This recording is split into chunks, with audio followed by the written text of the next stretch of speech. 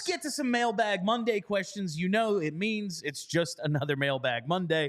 Of course, we're going to be answering them all week because that's how it works.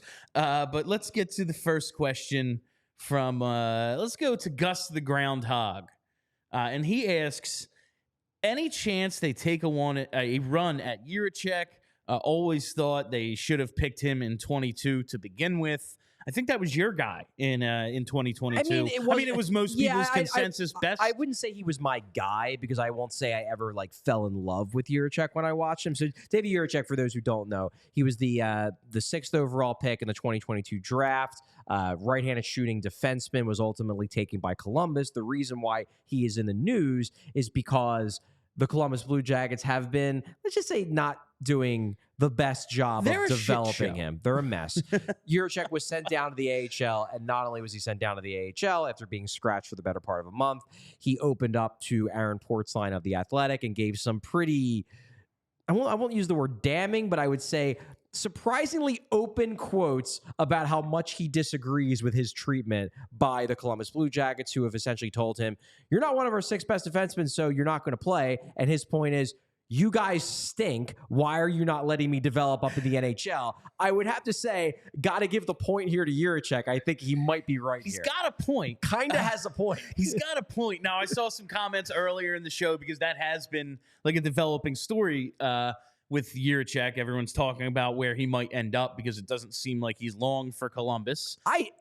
To be clear, I don't think this ends with Jiricek getting traded. Oh, no. I think this ends with everyone getting fired in Columbus. That's a fair point. But if for some reason they keep them all, yes, maybe the people who somehow still have their jobs would trade Jiricek. Yeah, like you can't let Kekalainen trade him, right? But who's his oversight? I guess the owner. Like who's stopping him? Like so, it's if available. Would you see the Flyers take a run at him? So this is something that came up a couple times in my mailbag.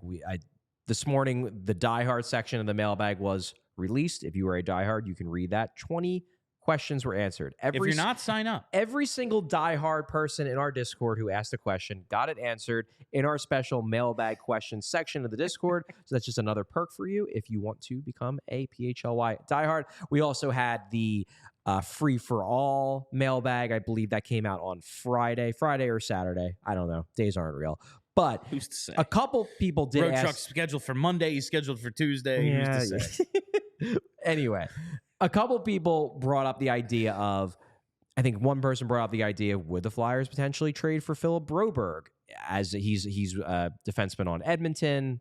I say these names assuming everyone knows. I have to remember that not everyone knows these random people who very well could just be making them out of thin air. Broberg's a guy who's kind of failed to make his mark in Edmonton. He's a defenseman. Some people brought up the idea of, well, instead of trading for a pick, what if they traded for Broberg? My argument is the Flyers have a lot of these spots on defense already filled up. They have a lot of prospects they have to develop. And that's not even accounting for the fact that apparently they want to re-sign Nick Seeler. So I am skeptical of, you can't get every reclamation project. You only have so many spots with which to develop reclamation projects. Jamie Drysdale has one of those spots. Igor Zamula is a guy who they are trying to develop. Cam York is a guy who they're trying to develop. They have Oliver Bonk coming in the next couple of years. Emil Andre is pushing for a spot. Ronnie Adder somehow has to fit in. I just don't know if I am super into the idea of trading for another reclamation project type in Broberg or Jiricek, when I don't know if you have the room to actually develop them properly. And that's like when we talked to Jonesy, you asked about, well, maybe now that you have Drysdale, the focus is shifting away from defensemen. And he basically said, yeah. And he said, yes. Like, you continue to look. Of course. And that's maybe you, like, those later round guys, those second to third, fourth round guys that maybe you draft, like, they're a while away. You know, there's a lot of questions answered before it's even well, where does this guy fit? Well, he's 2 years away from turning pro. Exactly. So you can kick that can down the road. And then he's going to go to the Phantoms for 2 years. So who the hell knows? You know, there's a lot that has to go on. A guy like Jiricek, he's pissed off he's not playing right now.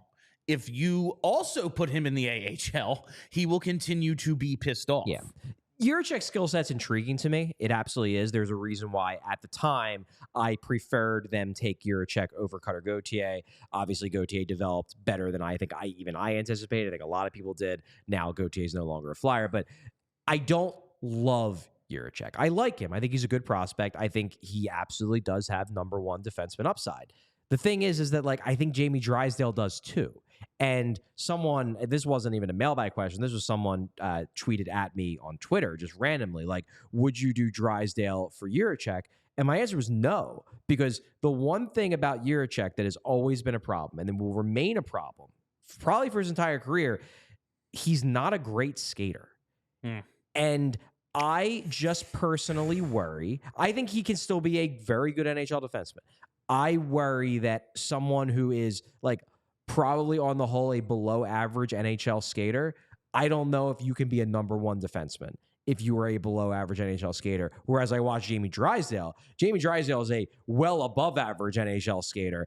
I would, if you give me the choice between two guys with high end upside on defense, one guy's a great skater, one guy's not, I'm taking the great skater every day. That's my personal bias. Some people would look at it as Drysdale's small and I'm taking the big guy.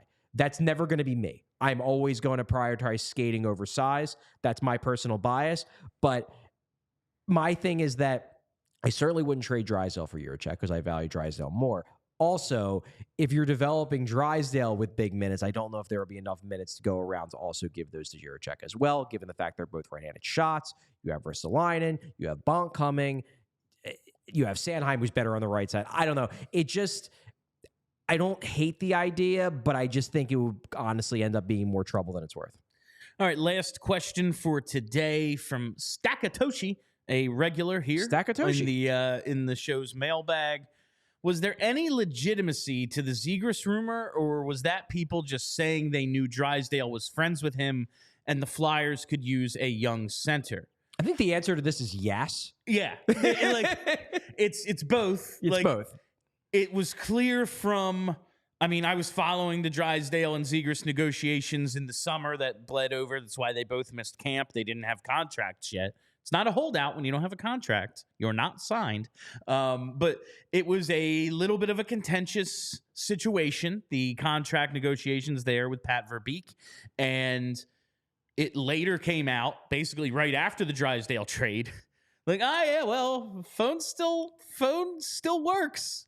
Give us a call. Yeah. So putting pieces together, it's like, okay, we're in a bit of I know you feel differently. Maybe if they were that interested in Zegras, they could have just thrown it all together. My thing is they were in a time crunch. True. Maybe the situation was like, hey, we'll come back to it. And then of course he goes and gets hurt. So it's like, oh, well, now there's really no rush on this part. The next day he gets hurt, basically. So I'm like, is there legitimate interest? Like, no, Danny Briere did not tell me. Like, Keith Jones, when we sat down with him, didn't tell me, hey, off the record, it's Zegras. He didn't say Zegras is the guy. He didn't say one way or the other. And if he didn't, it was off the record. I'm smart enough to know I can't say. I'm just telling you, he wasn't like, yeah, we're in on Zegras. Like, none of that was said. But I would not be shocked if there was some sort of talk, but for the most part, this is people going, hey, we need a center, and he's friends with this guy. Right? Exactly. That's what it boils down to. The Twitter conversation is mostly because Drysdale and Zegras are buddies. It's like, oh, well, like they broke up the best friends. Well, about that, what if we brought the best friends back together in a new locale? My thing with this is that it's just very tough for me to imagine that the Flyers haven't at least thought about the idea of Zegras. Like, we talked to Jonesy last week, and Jonesy, unprompted, said, our top priority pretty much now is center. Well, guess what? There ain't that many under 23 years old centers theoretically available with top-line center potential. Yeah. It's basically one guy, Trevor Zegras. So, of course, the Flyers have at least checked in as to, hey, I'm not saying we're going to trade for him, but if, in the offseason we're thinking about it, what might he cost? It would blow me away if they haven't at least discussed the possibility. It just makes too much sense. My addition to this question that I wanted to ask you, because the question about trades like this is, all right, what's the price? What would you be willing to give up? Would you trade Frost plus picks, ancillary pieces for Trevor Zegras? Yes, 100%. I think some people were shocked about this. It's very funny when, 4 weeks ago, if you would have proposed the idea of trading Morgan Frost as a centerpiece for Trevor Zegras, hilarious. people would have been like, yeah, that sounds great. Now it's like, no, I think that's too much. We can't afford to trade Morgan Frost. And when I say Frost plus, like some ancillary pieces, okay, whatever. One of the first round picks to be certain. I would, and then maybe some more shit I too. would, in an absolute heartbeat, trade away a first round pick and Morgan Frost for Trevor Zegras. The fact that I would be willing to do that so quickly tells you that there's no friggin' way Anaheim would do it. You would have to give up more.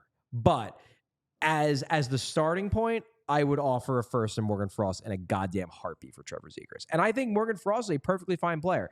I think if Morgan Frost had the upside to be an impact first-line center at the NHL level, we would have seen it by now. We have not. Maybe Morgan Frost will ultimately top out as a really perfectly solid second-line center, and that's great. He's not first-line center caliber, in my opinion. If he was, we'd have seen it. We haven't seen it. Trevor Zegras has that upside. Will he get to that point in his career? I don't know. Yeah, he's not yet either. But he has that upside. He is everything that Morgan Frost is, but a lot better. Yeah. We all silly like the mayor.